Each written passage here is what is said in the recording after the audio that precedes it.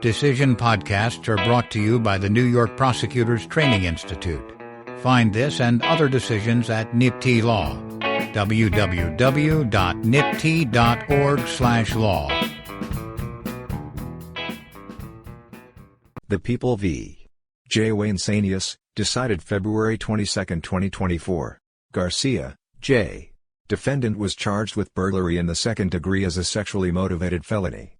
This charge required the people to prove both that defendant committed the underlying burglary and that the burglary was motivated, at least in substantial part, by defendant's own sexual gratification.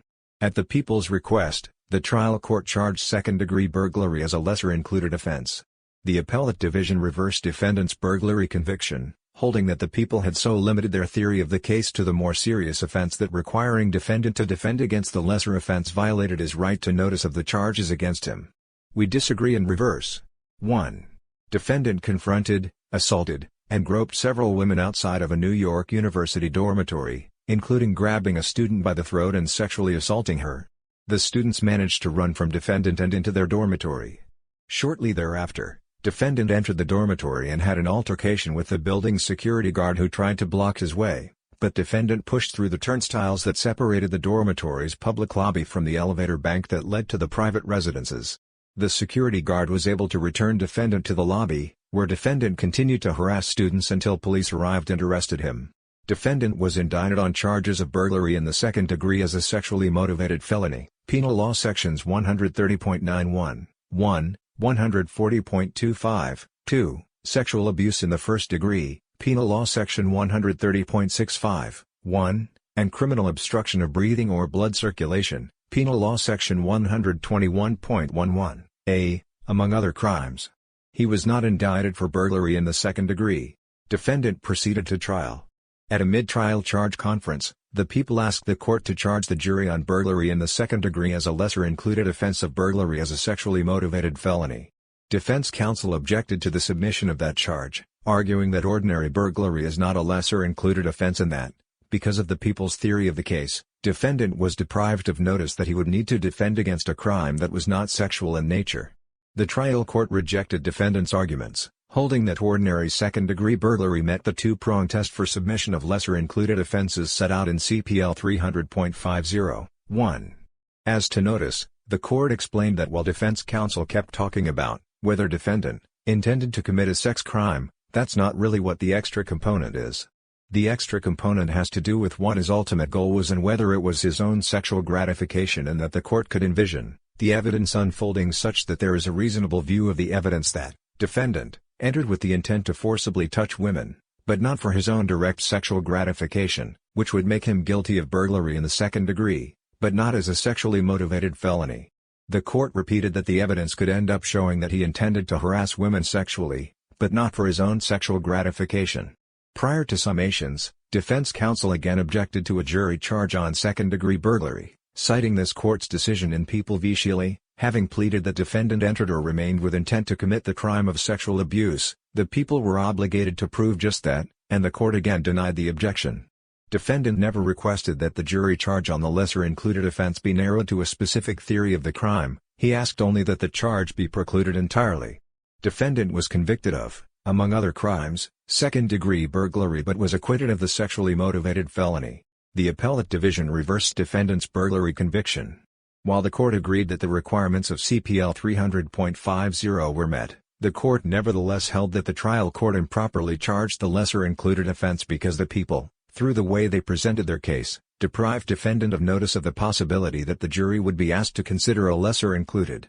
The court saw no merit in the people's argument that they never overtly relinquished the lesser-included charge submitted to the jury, reasoning that it should not make any difference that a defendant was deprived of notice because the people affirmatively abandoned their pursuit of a conviction on a potential offense, or so constricted their theory of the case that a defendant would be lulled into defending against that crime only, and not any potential lesser-included crimes, citing People v. Rothman, affirmed for reasons stated below. As a result, the court dismissed the second-degree burglary count, reducing defendant's sentence from 13 to 7 years, and otherwise affirmed. A judge of this court granted leave, 38 NY3D 1035, 2022, and we now reverse. 2. Under Penal Law Section 130.91, 1. A person commits a sexually motivated felony when he or she commits a specified offense for the purpose, in whole or substantial part, of his or her own direct sexual gratification. The statute specifies 30 qualifying offenses, as well as the conspiracy or felony attempt to commit an enumerated offense, including second-degree burglary, Penal Law Section 130.91. 2. To establish a defendant's guilt of a sexually motivated felony, the people must prove each element of the underlying specified crime here, the burglary, and the additional element that the motivation for committing that crime was in whole or substantial part for the defendant's own sexual gratification. Seek G2D, NY, Penal Law Section 130.91. 1. The second-degree burglary statute, Penal Law Section 140.25, provides in relevant part that a person who knowingly enters or remains unlawfully in a building, that is a dwelling, with intent to commit a crime therein, Penal Law Section 140.25, 2, is guilty of that crime. This court has made clear that to secure a conviction for burglary the state need not establish what particular crime the intruder intended to commit, nor is it necessary that the intended crime in fact be committed, People v. Mackey. In this case, to convict defendant of second-degree burglary as a sexually motivated felony, the people needed to prove all the elements of the underlying crime of burglary. 2 points are necessary to frame defendant's argument that he lacked notice of the lesser charge. First, by charging second-degree burglary as the underlying crime, the people do not necessarily limit their proof to a specific subset of crimes the defendant intended to commit once inside the building. In other words, charging burglary as a sexually motivated felony does not, by itself, limit the people to proving that a defendant intended to commit what is traditionally considered a sex crime when he or she entered the dwelling. Instead, the people must prove that, regardless of the crime the defendant intended to commit inside the dwelling, the burglary was motivated in substantial part by personal sexual gratification. For example, the people may charge a sexually motivated burglary based on a theory that the defendant intended to commit larceny once inside of a dwelling, but still maintain the motivation for the burglary was sexual gratification. Second, the inverse is also possible. The people may argue that the intended crime was obviously sexual in nature, but the jury may find that, although the defendant entered or remained in the dwelling intending to commit that crime, the motivation was something other than sexual gratification. In that situation, as the trial court here made clear in rejecting defendant's argument, the proof may be insufficient to convict defendant of the sexually motivated felony but sufficient as to the lesser included offense of burglary in the second degree. 3. There is no dispute that the 2 conditions required to obtain a jury charge on a lesser included offense under Criminal Procedure Law 300.50, 1, and 2, were met here. Second-degree burglary is a lesser included offense of second-degree burglary as a sexually motivated felony, and there is a reasonable view of the evidence from which the jury could have determined that defendant committed second-degree burglary, but that it was not sexually motivated. See People v. Glover. We turn then to 2 other principles relevant to the submission of lesser included offenses applicable to our analysis here. First, where the people have affirmatively abandoned their pursuit of a conviction for a certain crime, the court may not then charge the jury on that crime as a lesser included offense.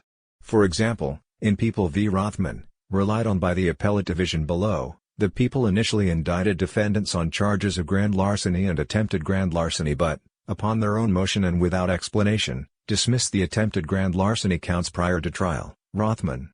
The trial court nevertheless charged the lesser included offense of attempted grand larceny sua sponte over a defense objection. This court affirmed the holding that submitting the lesser included offense was an abuse of the trial court's discretion because, under these circumstances, the defendants were deprived of their right to know they were being tried for attempted grand larceny because it was explicitly dismissed by the people before the trial began. This rule has no application here. The people did not indict defendant on ordinary burglary and later withdraw or affirmatively abandon that charge. Rather, the indictment charging defendant with second-degree burglary as a sexually motivated felony specifically identified the lesser included crime as the qualifying offense. See People v. Senger. Quoting People v. Iannone, indictment is generally considered as the necessary method of providing the defendant with fair notice of the accusations made. See also Rothman. Ordinarily an indictment for a crime gives sufficient notice of any lesser included crimes. William C. Donino, Practice Commentary, McKinney's Criminal Procedure Laws of NY, CPL 300.40, each count of an indictment charges a specific crime and by operation of law its applicable lesser included offenses. Nor did the people take any action following the indictment indicating affirmative abandonment of that lesser included charge such that defendant was deprived of the constitutionally required notice of the charges against him. Next, The people may also restrict their theory of the crime to such an extent that an appropriate limitation on the jury charge is required. In a burglary prosecution, the people may do so by specifying the crime the defendant intended to commit in the pleadings, see Shealy, by providing such information in their bill of particulars, see People v. Edmonds, or through a similarly explicit limitation in their presentation of the case, see People v. Colmpier. The people's theory of the case limited in their bill of particulars and opening statement, see also People v. Barnes, where the people expressly limited their theory of the burglary to one of larceny. They were obligated to prove that narrow theory. If so, the trial court must appropriately tailor the burglary charge to the theory the people have presented, see Penal Law Section 140.25, 2, at 4N14, if, in the indictment or bill of particulars, the people allege that the defendant intended a specific crime, that crime must be specified, and the third element should then be, that the defendant did so with the intent to commit the specified crime, inside the building, citing Barnes. But here, defendant never requested that any limiting instruction be given if the charge were submitted.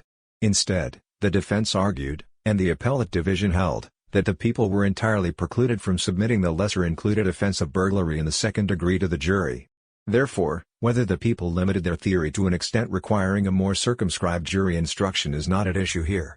The appellate division appears to have conflated the rule limiting the people to an explicit theory of the crime intended with respect to a burglary charge, see Barnes, with case law precluding submission of a lesser-included offense where the people have unequivocally signaled their intention to abandon that charge, see Rothman.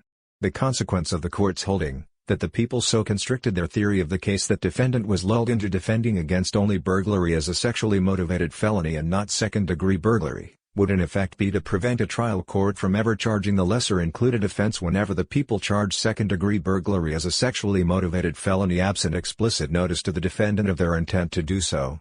This approach is inconsistent with our case law and the criminal procedure law, see People v. Glover, setting out the standard for entitlement to a lesser-included offense charge, People v. Green, prejudicial error for trial court to refuse defendant's request for a jury charge on a lesser-included offense of the crime charged in the indictment. See also CPL 300.50, 1, and 2.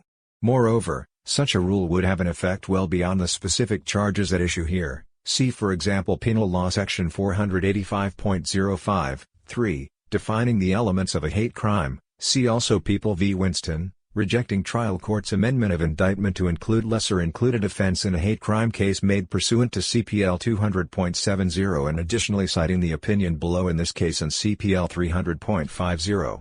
We reject that reasoning and hold that, as there is no notice issue presented on this record, the lesser-included offense charge was properly submitted to the jury, see CPL 300.50, 2.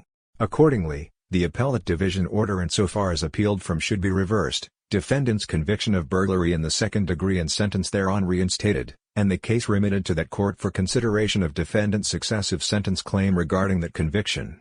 Order insofar as appealed from reversed, defendant's conviction of burglary in the second degree and sentence thereon reinstated, and case remitted to the appellate division, First Department, for consideration of defendant's excessive sentence claim regarding that conviction.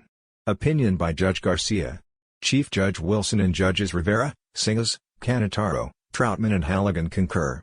Decided February 22, 2024. Decision podcasts are brought to you by the New York Prosecutors Training Institute. Find this and other decisions at NYPTI Law. www.nypti.org/law